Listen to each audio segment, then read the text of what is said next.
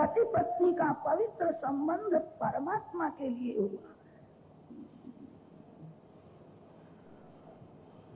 लग्न विलासी जीवन के लिए नहीं है, लग्न काम का विनाश करने के लिए। अनेक जन्म से यह जीव काम सुख भोगता आया है। माता पिता के मन में काम वासना जागृत हुई तब इस शरीर का जन्म हुआ। शरीर के मूल में ही काम है, शरीर के रोम रोम में काम भरा हुआ है। काम का विनाश करना है। काम शत्रु है पर काम बहुत बलवान है।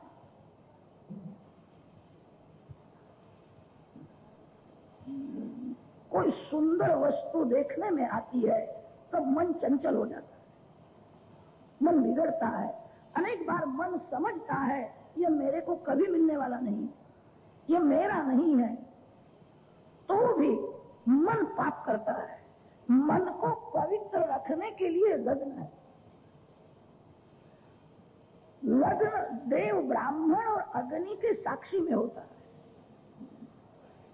भारत में जो लग्न होता है वो धर्म के लिए लग्न होता है। परदेश के लोग जो लग्न करते हैं वो भोग के लिए करते हैं। लग्न का भंग नहीं हो सकता है। देव ब्राह्मण और अग्नि की साक्षी में लग्न हुआ।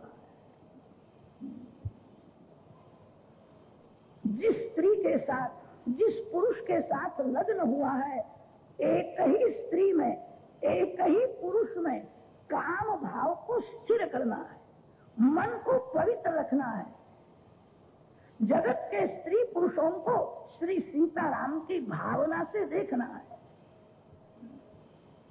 ये सभी सीताराम जी के स्वरूप है। जगत के स्त्री पुरुषों को जो काम भाव से देखता है उसी को राक्षस कहते हैं। मन को पवित्र रखने के लिए लग्न है। जिस स्त्री के साथ, जिस पुरुष के साथ लग्न हुआ है, एक ही स्त्री में, एक ही पुरुष में काम भाव को स्थिर करना है। जगत के स्त्री पुरुषों को निष्काम भाव से देखना है। मेरे सीताराम अनेक स्वरूप से दर्शन दे रहे हैं, मेरे राम जी के ही ये स्वरूप है। विवेक से काम सुख भोग करके काम का विनाश करने के लिए लग्न है। शास्त्रों में तो ऐसा वर्णन आता है, पुत्र पिता का आत्मा है। आत्मा वही पुत्र नामासी जायते अस्याम पति ही इति जाया। पति ही पत्नी में पुत्र रूप से प्रकट होता है। पुत्र पिता का आत्मा माना है। शास्त्रों में तो ऐसा लिखा है। एक दो बालक होने के बाद पत्नी मां के जैसी हो जाए। मन को पवित्र रखना ही जीवन का लक्ष्य है। काम का विनाश करने के लिए मानव का जीवन है।